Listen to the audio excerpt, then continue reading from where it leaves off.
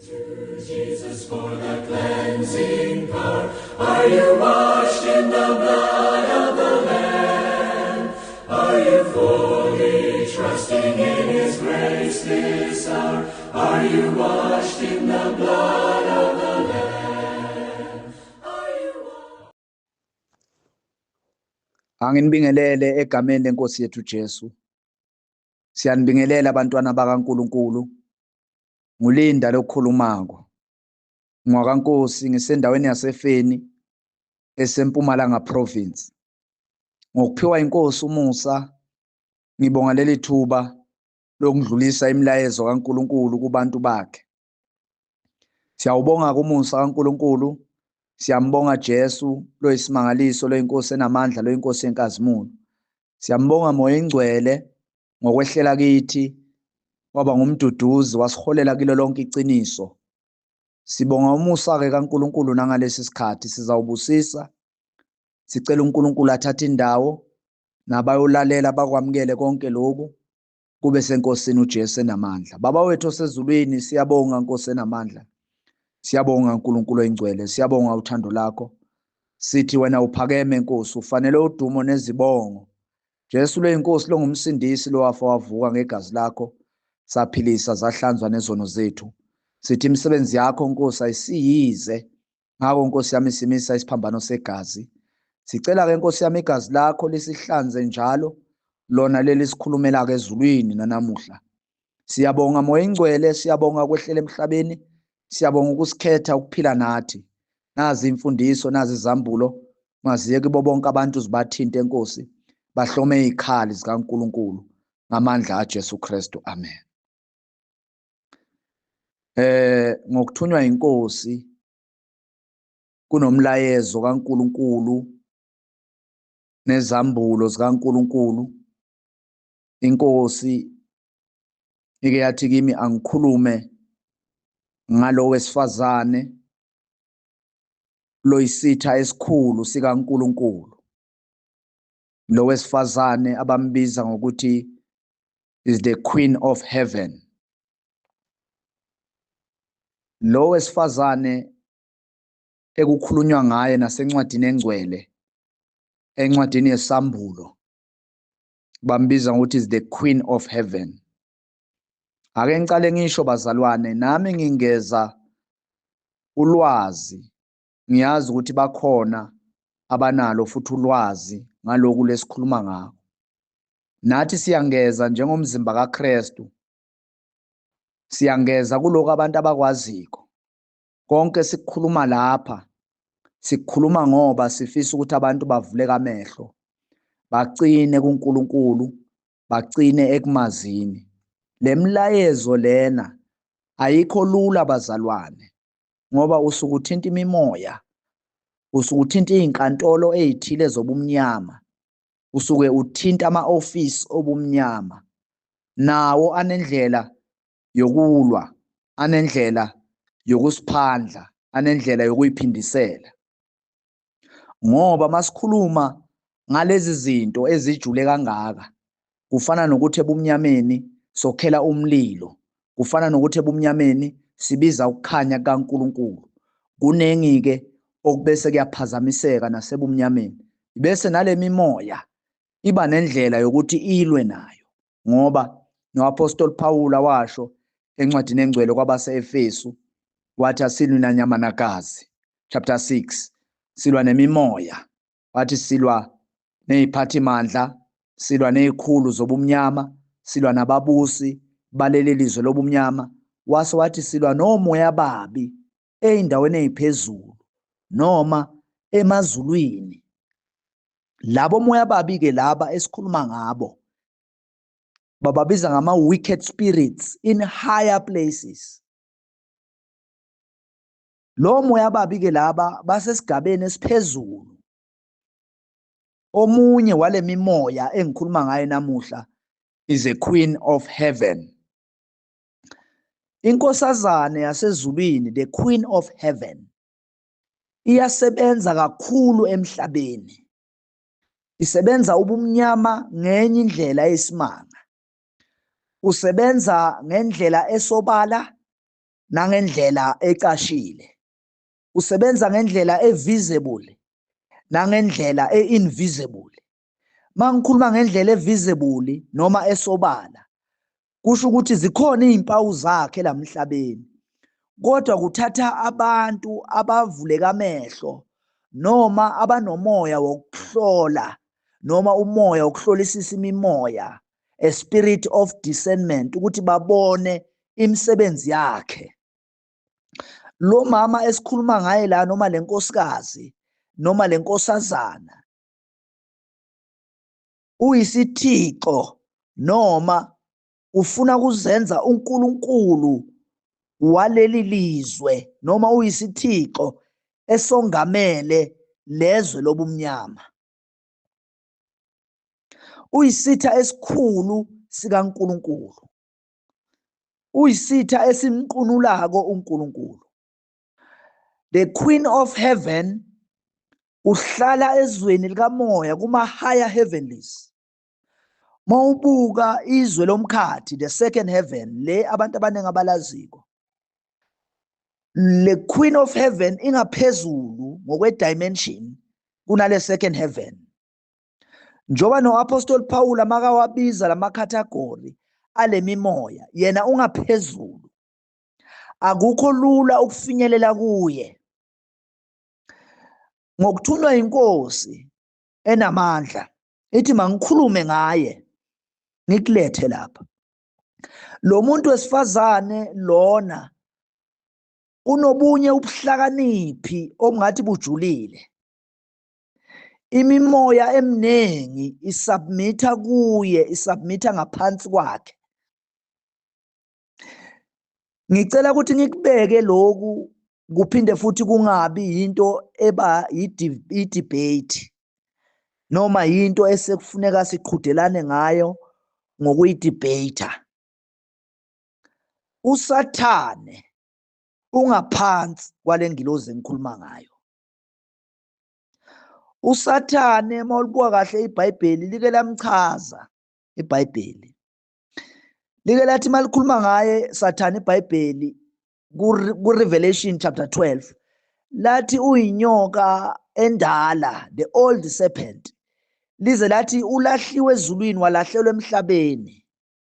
Lathi maye kini nina izulu lathokoza makalahlwa. Lathi maye kini nina enisemhlabeni nani emanzini.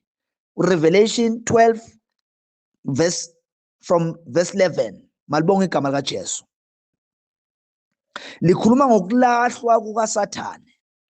Mayibuka nenkosi yenkazimulo ku Revelation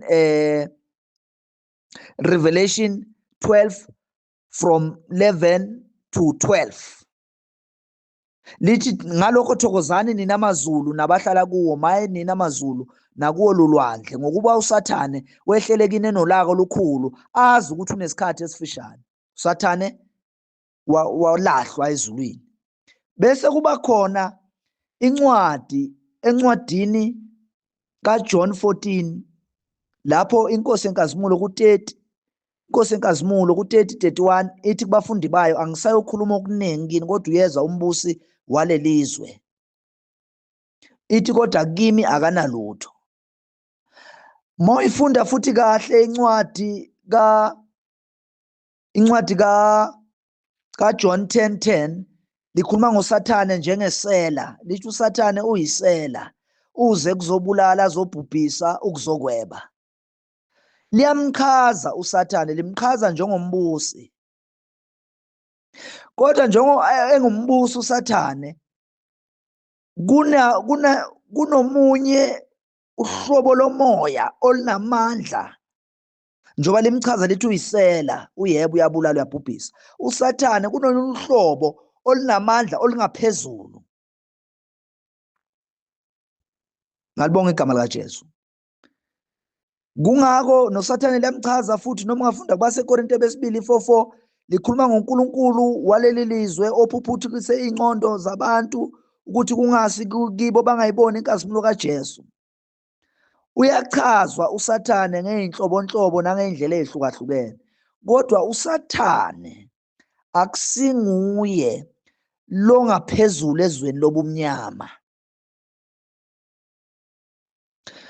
Mawuyifunda incwadi kuGenesis chapter 1 kuverse 2 lithi umoya kaNkulunkulu wawuzulazula phezu kwamanzi, lithi kwakumnyama phezu kodwa. Likhuluma ngobumnyama obusabisako.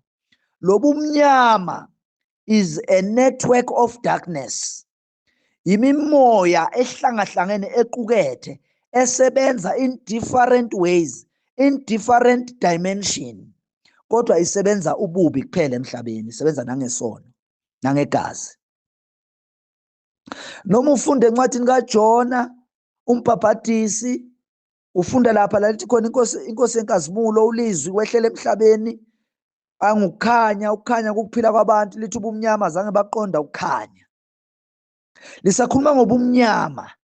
Lobumnyama esikhuluma ngabo akusinguSathane, lo ngumbusi wobumnyama bonke. Kunezinye ingilozi ezinamandla ukudlula yena Sathane, noma asebenzisana nazo Sathane.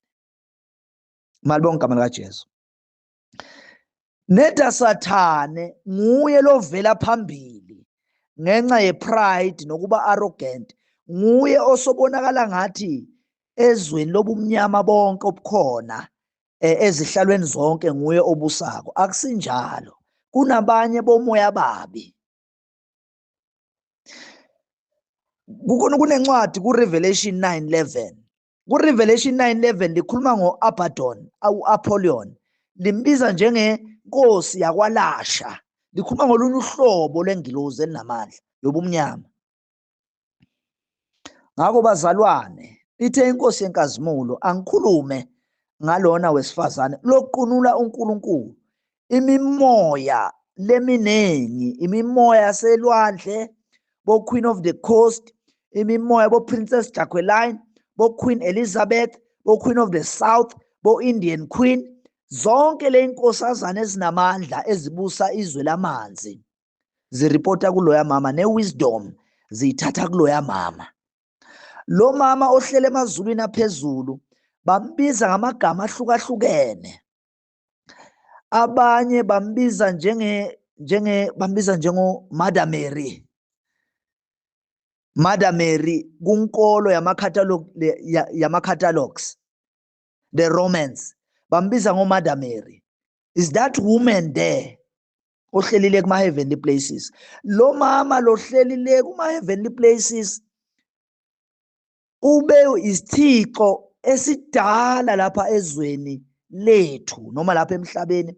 Waba isithixo esidala lapha eAfrika. Kwabanye abantu wazimbula njengo-Mother Earth, njengo-Mother Nature. To some extent kukhona abarefera kuye njengo-Mother Nature, ngoba lo mama njoba nibona amaRoma enza ngathi akhonza uMaria kanti akhonza lo mama, the Queen of Heaven. Lo mama lona njoba nibona ezinye izinkolo kuke kuthiwa ezinye izinkolo, kunezinkolo la ngaphandle ezikholwa ukuthi uNkulunkulu unonkosikazi. Lo mama uzenza i-equivalent kaNkulunkulu. Ezinye izinkolo kungako adukise izinkolo eziningi, ezinye kuba ngazi ukuthi unkosikazi yena makukhonzwa kuba ngathi yena ungumama kaJesu. Makangumama kaJesu kusho ukuthi uNkulunkulu njoba athi uJesu ezemhlabeni athi ubaba ezulwini, mina ngavela kubaba ngizawubuyela kuye. Njengoba uJesu kungathi ubelethwa ngiloya mama, kusho ukuthi uNkulunkulu ungubaba. Loya mama loya uzenza a queen. Le nkosazana yiyo lebusa ezenkolo, ireligion emhlabeni. Kungawo uNkulunkulu mazoletha umthetho kuMose, ukhuluma ngani kuMose? Uthi ningazenzeli ithixo, ningakhonzi abanye onkulunkulu. Nakathi abanye bonkulunkulu ukhona loya mama, ngoba lo mama lona uresponsible for i-false religion emhlabeni. Ubone ezinye izinkolo engeke ngizibale, nezinye izinkolo nje zama-Muslim, nezinye izinkolo eziphika uKristu ezikhonza ngenye indlela ongayazi. Uphakathi loya mama ngoba uresponsible for i-false religion. Nguye futhi o-responsible for i-false trinity, i-false trinity. Malibonge igama likaJesu.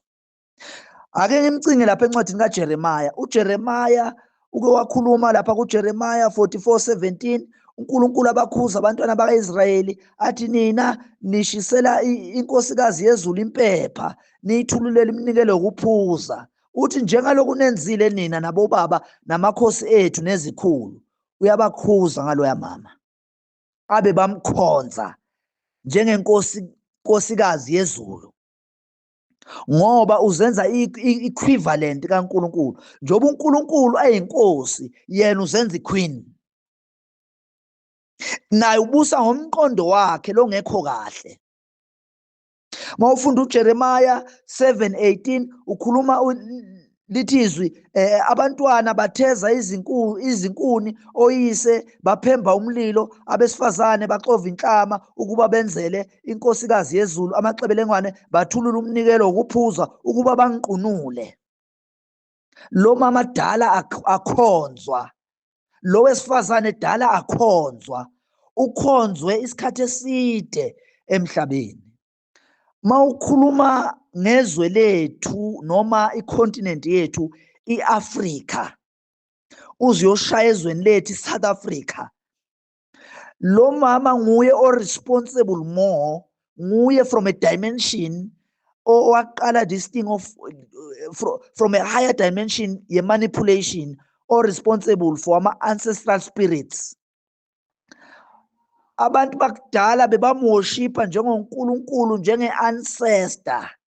So mawukhuluma ngama-ancestor noma the ancestral spirit noma amadlozi ngale context yemimoya, usuke ukhuluma nge-kingdom yalo mama lo. Malibonge igama likaJesu. Kungako mawukhuluma ngalento yamadlozi, i-very deep lento yamadlozi, and mawukhuluma ngomoya wamadlozi u-very strong, u-very strong ngenye indlela ecakile, nokuthi abantu babambe isikhathi eside e-Afrika, nathi ezweni lethu eSouth Africa usibambe isikhathi eside, sithi senza usiko kanti silahlekile, sikhonza phasi kwalesimo salo muntu wesifazane ophuza igazi. Kungako imimoya yamadlozi idinga igazi esikhathini esiningi, idinga igazi, idinga kuxithwa kwegazi, yenza yonke lento. Mawukhuluma ngama-familiar spirit, njengoba abantwana baka-Israyeli, u-Israyeli endala bebamkhonza, uJeremiya bakhuza, bebamkhonza nabo, bathi benza usiko oluthile, bakhonza ukuthi uyingcenye yabo.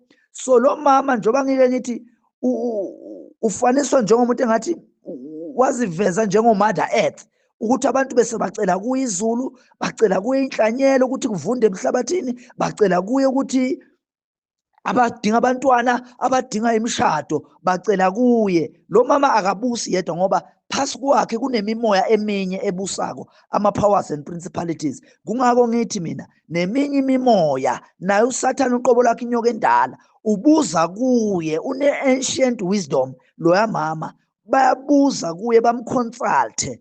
Kungako nasezweni lethu uNkulunkulu abakhuza nasezweni laka-Israyeli kudala ukuthi ningamkhonzi ngoba niyangiqunula, nimenzela iminikelo, indumiso ekumele ngabiza kimi. Uyayizwa? So lo mama lona ufamila with everything eyenzakala emhlabeni, nama-familiar spirits. Kungako sithi imimoya noma ama-familiar spirits la abese eze ebantwini azenze abantu abangasekho ebantwini ngokubadukisa nanokubalahlekisa.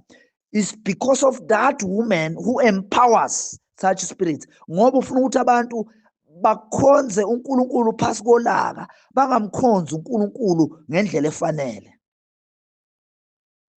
So mawukhuluma ngama-ancestral spirit, ngamadlozi, ukhuluma nge-kingdom very strong ezweni likamoya. Ukucontenda nayo kudinga isambulo sikaNkulunkulu, kudinga ukujula kukaJesu uzokhona ukwehlukanisa. Lo mama lona u-responsible for i-abomination emhlabeni, u-responsible for ububi, incithakalo, abomination emhlabeni. Abantu baphila impilo yamanyala ngoba nale mimoya eminye, abo-Queen of the Coast lekukhuluma ngabo, bo-Queen of the South, bo-Princess Jacqueline, namanye ama-fallen angel nama-principalities, athi mawathandaza ayakhuleka kuloya mama, ngoba lo mama masimbulelwa ngayo imfihlo yakhe, kuna 12 powerful spirit in the kingdom of darkness. Kule 12 powerful spirit uyingcenye yecabinet yobumnyama in the cycle of darkness. Malibonga igama likaJesu.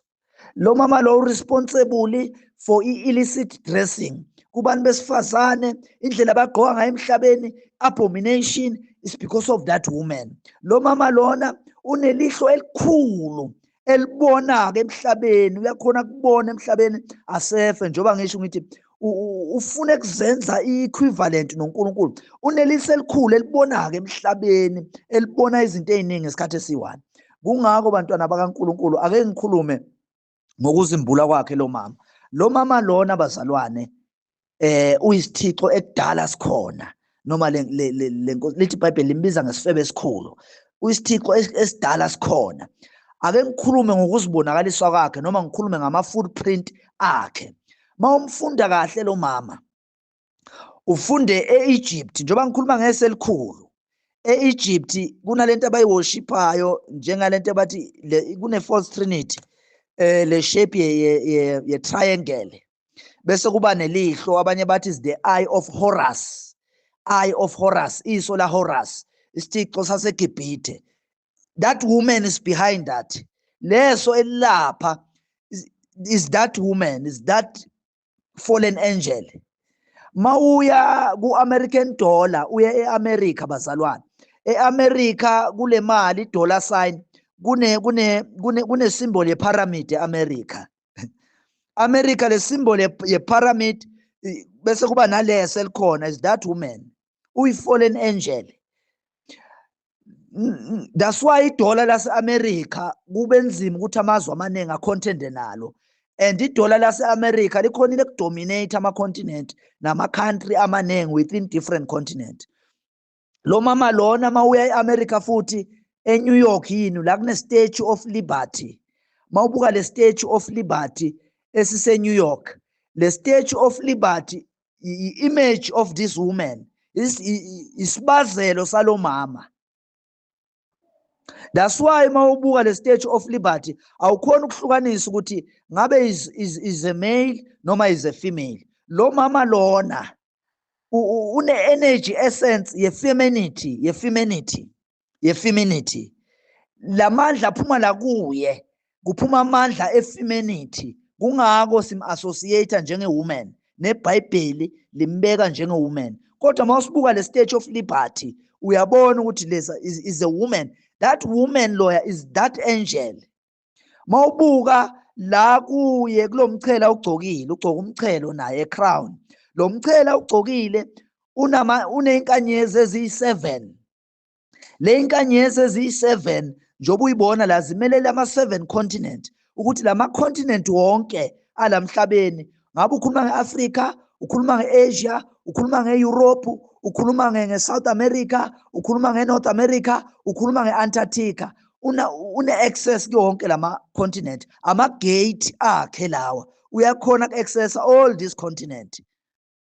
Nawumbuka futhi lo mama kunento ayiphethe la kungathi i-light noma yinini ekhanyisako. It's the very same woman iBhayibheli elikhuluma ngayo lapha ku-Revelation egameni likaJesu ku-Revelation 17. Mawufunda kahle bazalwane u-Revelation 17 uza kufunde lapha kukhona la likhuluma khona ngowesifazane, noma ungafunda lapha ku-1 likhuluma ngowesifazane. Ufika ku verse 4 lithi uvunulile lo wesifazane.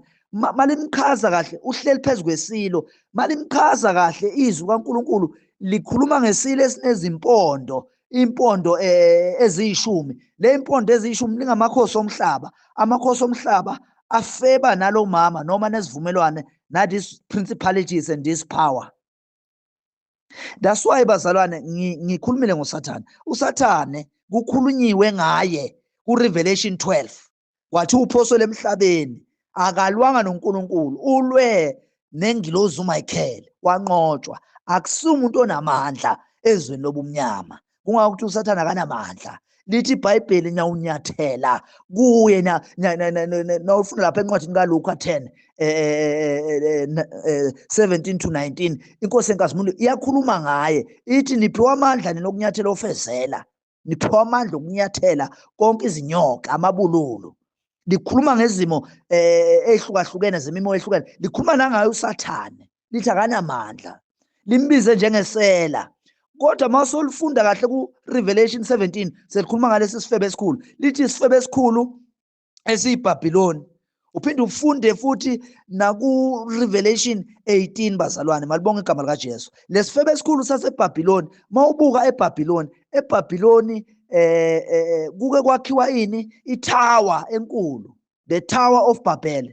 uNkulunkulu wabacalekisa. Le Tower of Babel bebayakha, it was not according to God, to the knowledge of God. uNkulunkulu wathe gcwalisana umhlaba nande, laba bayasuka bakha itower. The tower was not according to the knowledge of God. Ingoba lesithixo sasibusa eBhabhiloni, bebakha itower njenge-rebellion against God, bamthela ngehlazo uNkulunkulu, bemhlazisa uNkulunkulu, bemhlambalaza. uNkulunkulu wabese wahlanekisa yini izilimi zabo, bebakhela lesi sithixo eBhabhiloni. uNkulunkulu azange ayibusise lento bebayakha. Mayibuka le tower yaseBhabhiloni, ilo wesifazane wahamba uyobuka ama-pyramids ase-Egypt, uphakathi lo yamuntu wesifazane. Malibonge igama likaJesu, malibonge igama likaJesu.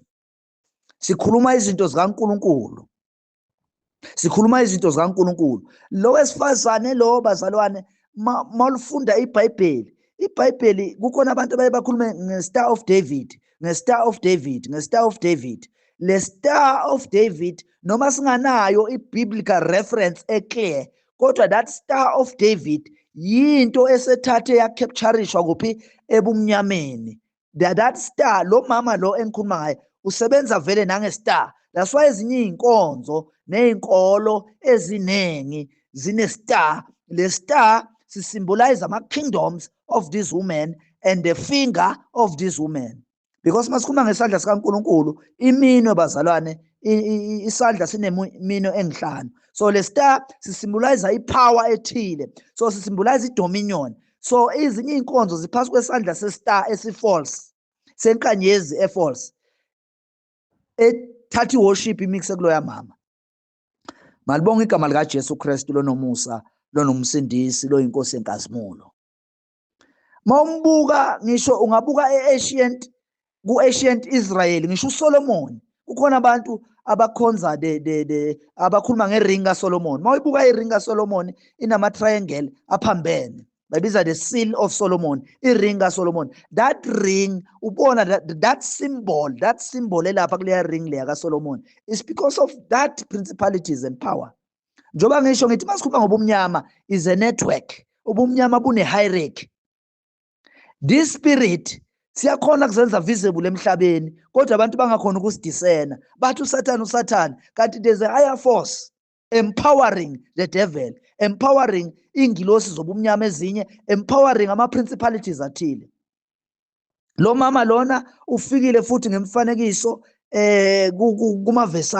kuma-Versace, bambiza ngoMedusa kuma-Versace, baze bafunde ngaye le Greece, bathi there was a goddess called Medusa. All these things, they venerate this fallen angel. Kungako bazalwane, mawulifunda iBhayibheli, ufunda ku-Revelation 18, lithi ukuwa kweBhabhiloni. U-Revelation 18 ubobuka, lithi ukuwa kweBhabhiloni. Mawulifunda kahle, likhuluma ngani? Ngokuwa kweBhabhiloni nangokuhlokoma kwasezulwini, ukuthi iBhabhiloni liwile. And iBhabhiloni ukhuluma ngalesifebe, ngoba lesifebe lesi besibusa naseBhabhiloni vele kudala.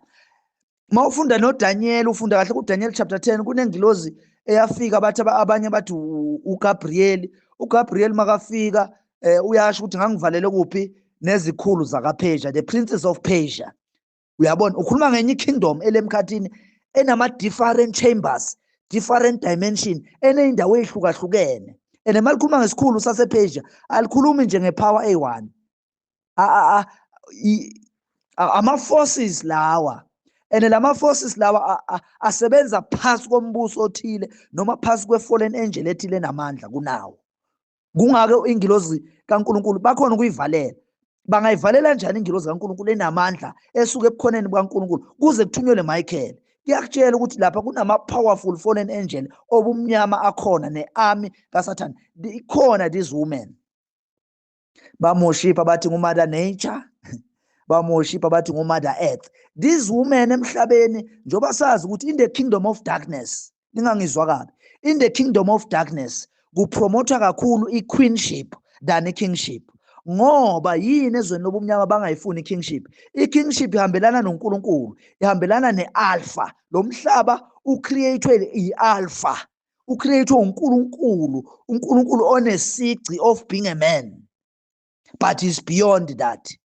Ngeke simclassify njengendoda, but is beyond that uNkulunkulu. But lo mhlaba esiphila kiwo yabo ubuswa inkosi, a king. But ezweni lobumnyama bapromotha kakhulu ini i-queenship. That's why even ne-movement ye-feminism, femininity isigcwele kangaka emhlabeni. Baningi abantu abazalwa ngobulili bangabafana kodwa bane-femininity strong, babehavisa kwabantu besifazane. Bane-femininity yini? Kupromothwa that queen, because that queen urula nge-energy ye-femininity, urula nge-energy yomuntu wesifazane, ngoba naye upromotha abanye abantu besifazane. Kungako safika nasesigabeni sokuthi abantu besifazane, let them be elevated, you see. Njoba sekunje politically, sekunama-feminism politically, nama-movement athile. That woman urula lo mhlaba nge-energy essence ye-femininity. So that's why kunabantu abazalwa kakhulu manje obabona ukuthi bane-feminism lakibo. Nalabo kumele ngabe bazalwa bangamantombazane, babehave not according to i-nature yabo. Sekune contradiction ekhona spiritually.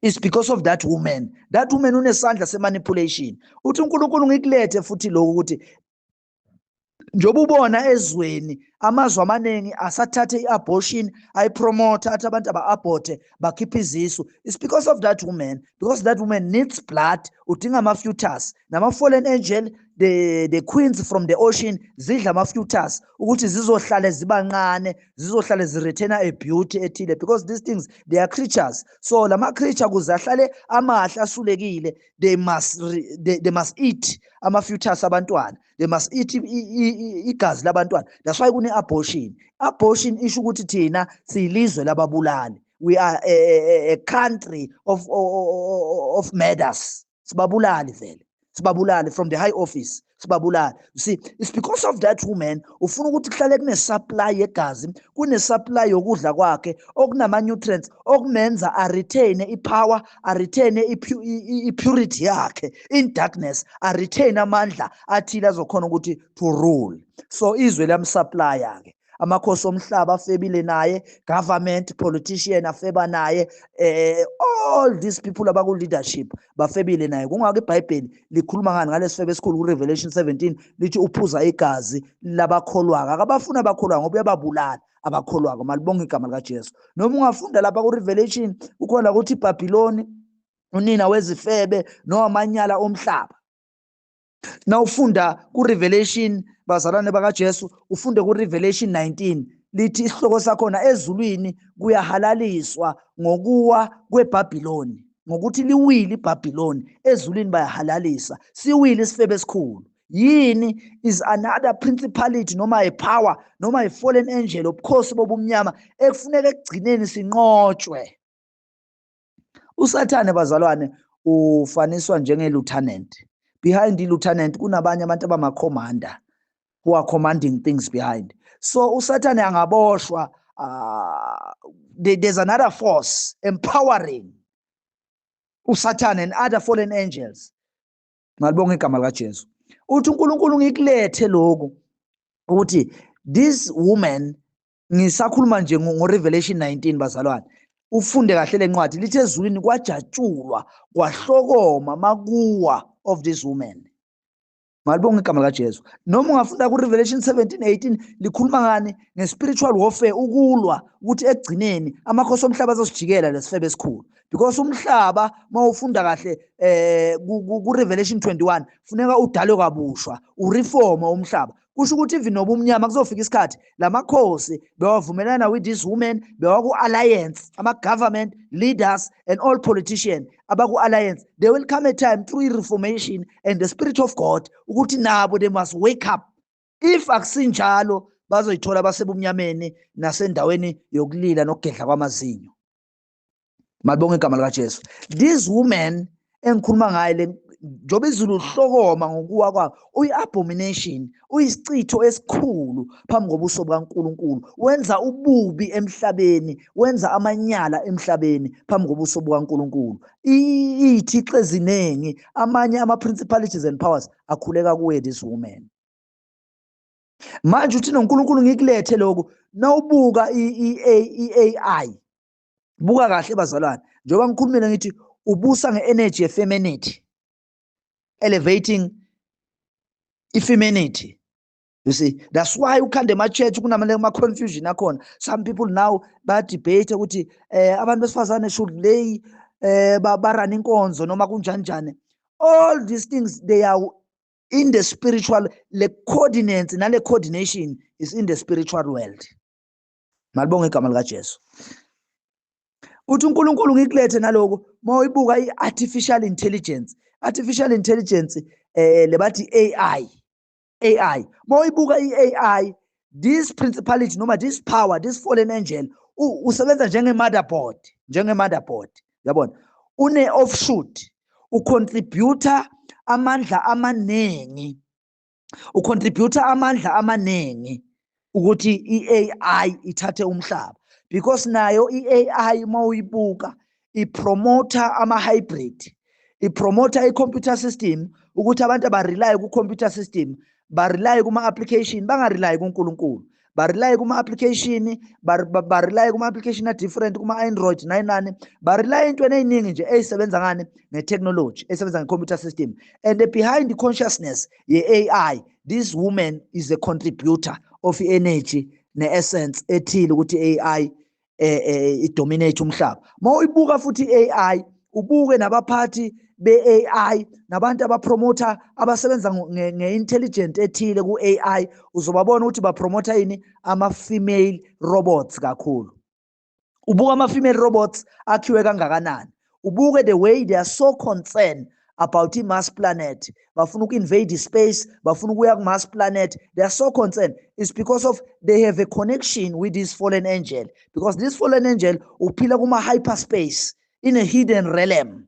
Ongeke ufike kilo futhi even ngokwe-material physical orientated. Kodwa mawubuka i-AI ipromota ama-robot. Ubuke kubo-Asia, ubuke kubo-America, e-Europe, ama-robot sola yanda and lama-robot abawakhayo ane-femininity, arula nge-excellence ye-femininity. Kusho ukuthi abantu manje bazothatha abafazi abangama-robot. Ofwithu uNkulunkulu nasencwadini kaGenesis wakubuka wakunyanya ukuthi iy'ngilosi abantu bazwane nemimoya nama-spirits, abantu bashade nemimoya, abantu bashade nama-fallen angel, ama-fallen angel alale nabantu. Wakubuka wakunyanya waqalekisa uNkulunkulu, wazawuqalekisa umhlaba ngoba through that kwaba khona ama-hybrid. Manje kunama-robot apromotayo that apossess ama-characteristics of womanhood. Lama-robot, can you imagine ukuhlangana kwe-robot nomuntu? No, kune-energy that is being transmitted between the two. Kune-consciousness that is being transmitted between the two, bazalwane. Balibonga igama likaJesu. And njengoba babona bawapromote lama-robot. Lama-robot abawahambi wodwa. Hambisana nama-spirits. Hambisana nama-invasion. Nalibonga igama likaJesu. And kulama-robot kune-all-seeing eye. Kulama-robot, even ne-cell phone, ngiyakhuluma ngefoni, ngathi even i-cell phone, there is an all-seeing eye, even ku-cell phone. Malibonga igama likaJesu. Ngakho sithi abantu abakwaye bakubuke lokhu bakuhlole. Bahlole konke lokho okwenzakala-ke emhlabeni. Nalapha ezweni lethu, bakuhlole okuningi. Bakuhlole konke okwenzakalako. Kune-manipulation eningi kakhulu bazalwane, manipulation ejulile, and kunolwazi esifihlelwa lona esingatsheli lona. Mawubuka i-religion, ubuka ama-leaders e-religion noma ama-leaders of this world, ungathembeli kulabo bantu. Many of them, they are drinking in the cup of this fallen angel. They are drinking with this fallen angel. Badakwe iwayini, lithi iBhayibheli badakwe iwayini lalesifebe.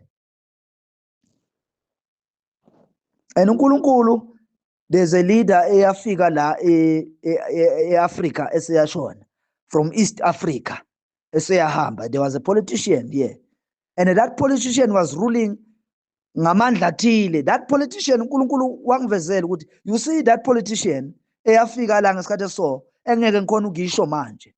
That politician was an embodiment of that woman, of that fallen angel. Wanenhliziyo embi kakhulu lo yababa wahamba emhlabeni from east lephezulu kubo East Africa lekubo north. Beka embodiment of that angel. Beka sebenza njenge coordinator yale mimoya here on earth. And uma ubuka ngokwama continent ubuke nase east bazalwane.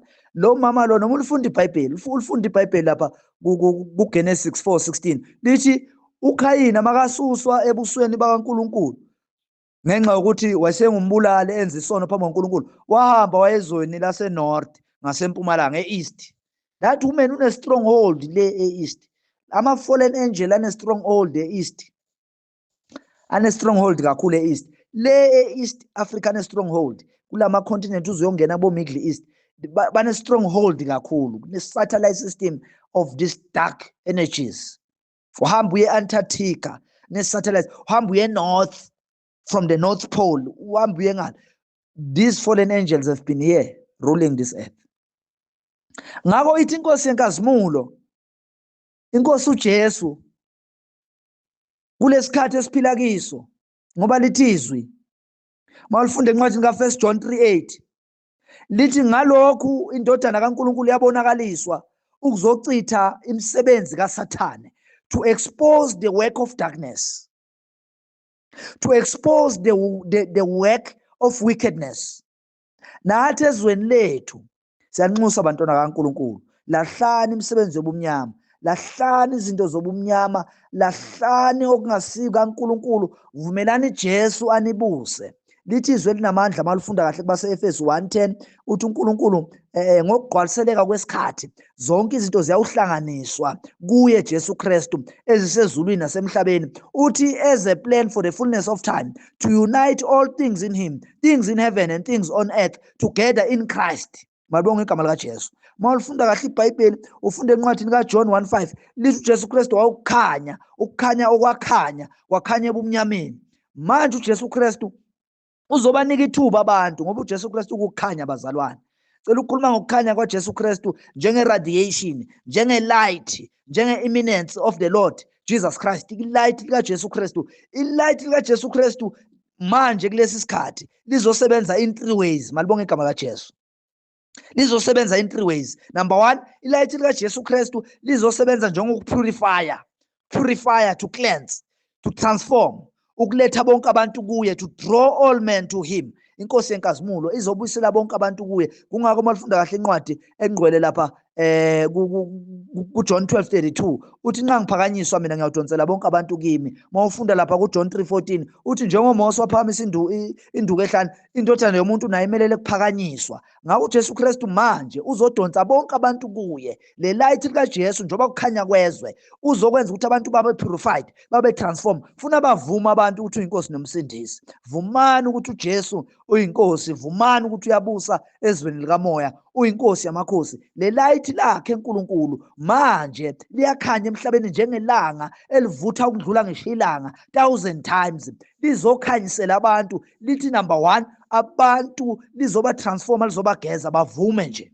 Number 2, le light likaNkulunkulu elikhanyako elivutha umlilo, le light likaNkulunkulu lizodestroya umsebenzi wobumnyama. Ungatholakala unemsebenzi wobumnyama, ungatholakala uphile ebumnyameni, ungatholakala unemsebenzi wobumnyama, lizodestroya imisebenzi yobumnyama. Kungako inkosi yenkazimulo ingifundise incwadi yeparable kaMateyu 13 uqala lapha kuverse 3 to 9 likhuluma ngomhlanyeli. Lithi umhlanyeli wahlanyela, makahlanyela umhlanyeli, lithi elinyizwi lawela kuphi emaveni, lawela endaweni eyomile, lawela endaweni engavundanga. Uthi lezo zinto lezi imimoya, yizinto ezakhiwe imimoya lapha emhlabeni, ama-investment esatanism, ama-investment ama-fallen angel asebenza njengama-stumbling block ukuthi abantwana bakaNkulunkulu bangalizwa izwi noma balamukele izwi balahlekelwe izwi. Uthi lokukhanya kwami manje engikukhanyisako mina njengoba ngikhanya kwabantu bonke ngokuphila kuzobhubhisa yonke imisebenzi yobumnyama, konke okumendleni kwabantwana bakaNkulunkulu kuzobhujiswa. Mawungatholakali nawe unomsebenzi wobumnyama, unomsebenzi wobuthakathi, isikhathi ukhonza imimoya lengalungi kahle leyisinengiso phambi kwaNkulunkulu, utholakale nawe wenza amanyala, utholakale nawe ucontribute amandla akho ukuthi kubhebhetheke ubumnyama emhlabeni. Lithi lezi uNkulunkulu njoba ukhanya uzoshisa manje, uzoshisa konke okumsebenzi kaSathane. Number 3, uthi uNkulunkulu manje ukukhanya kwami kuzoveza konke okufihlakele ngikuveze ekukhanyeni. Uthi nalabo abenza amanyala ebumnyameni bathi bangabafundisi, bangabaprofeti, bathi bangama-apostoli, bathi bayini, bangamaklegi, bangamadikoni, bayini, whatever abayibiza ngayo i-title, kanti benza ubumnyama, basebenzisana nama-fallen angel, basebenzisana nama-occult spirit, basebenzisana nayo yonke imimoya kaSathane nemoya yaselwandle. Uthi manje uJesu Kristu uzoyi-expose yonke le mimoya, abantu abaphenduke, ithuba lisasekhona, babuye kuNkulunkulu. Uzoyi-expose yonke le mimoya manje, konke okwenzeka ubumnyameni uzoku-expose. Ithi inkosi enamandla bonke abantu abasebumnyameni abenza ubumnyama abaphenduka, ngoba le light liyaqala liyakhanya manje. Yathi inkosi seyivala kimi, yathi inkosi yenkazimulo, ngangithini kuMateyu 7:17-23, wathi ngishilo ezweni lami ngathi isihlahla, wathi niyobabona ngey'thelo. Makakhuluma ngey'thelo, kunemimoya esiyivumile isikhathi eside ezweni lethu, sayivuma. Uthi uJesu Kristu njengoba nibona manje iy'thelo zale mimoya, ama-familiar spirit, iy'thelo zemimoya amadlozi, iy'thelo zemimoya ethile eyabe ikhonzwa, khonza inkosazana, khonza ama-fallen angel, khonza abo-Mother Earth esingabazi. Uthi manje seniyayibona iy'thelo ngoba yonke into sengiya-expose to light. Uthi kungako manje ubona nabantu abathi bayathwasa, nabantu abathi bangena emaphehlweni babuya sebane-femininity, banale spirit sa-this woman, banalama-familiar spirit azalwa yi-this woman, babuya sebane-femininity, bapractice all kind of things, bathi bayathandaza bagqwele amathathu emzimbeni. Uthi uNkulunkulu phendukani nilahlele umsebenzi kaSathane, lahlala umsebenzi obumnyama, ngoba nikhonza uNkulunkulu, anithandazi kuye. Kungakathi uNkulunkulu encwadini yakhe engcwele uthi isihlahla esihle sithele isithelo esihle, isihlahla esibi sithele isithelo esibi. Uthi angeke isihlahla esibi sithele isithelo esihle, ngeke isihlahla futhi esihle sithele isithelo esibi. Uthi uzo-expose ke manje. Uthi abantu abavuleka amehlo, uma sihlala isikhathi eside sikhonza imimoya, sikhonza zonke lezi zinto esiyivumile, manje uyayi-expose. Uthi nithini bantu bakaNkulunkulu uma Jesu manje ayiveza sobala, aveza lo mphumela? Nisakujabulela yini lokho esenikubona manje kwenzeka? Uma nisakujabulela kuzoqhubeka, kodwa uma nima nimakholwa, nifuna iqiniso, nifuna ukuqiniswa, niyeke kwabantu abathanda imali, sontela imali, sontela ama-miracle, silandele izinto ezingawuphilisa umoya, ezingawuphilisa umoya. Uthi uJesu Kristu njengoba sengi-expose konke manje ngikulethe ekhanyeni, nithini? Uma nivuma ukuthi uNkosi nomsindisi asikhanyisele, simkhetha njengezwe, uyakusindisa sipha amandla. Kodwa uma sichubeka, uthi le light lakhe lisazosebenza emhlabeni. Inkosi yomusa inibusise bazalwane, ngiyanithandazisa ngamandla aJesu. Cela nilalele lesi sifundiso, nisilalele nje ngomoya kaNkulunkulu, ngomoya wokuthula, ngomoya wokuthobeka. Konke okungakambulwanga lapho uNkulunkulu uzothi makasandisela sizabuya futhi sikumbule lapha. Kodwa isikhathi siyeza, that fallen woman, that woman of adulterous and abomination, she will fall by the power of God. Siyeza isikhathi laba olahlwa khona kalashwa, nawe ungalahlwa nengilosi zobumnyama ezichitha igazi isikhathi eside emhlabeni, ezibulala abantu, ezibulala abantwana isikhathi eside. Ungabe ingcenye yabo. Jesu Kristu inkosi anibusise bazalwane bakaNkulunkulu.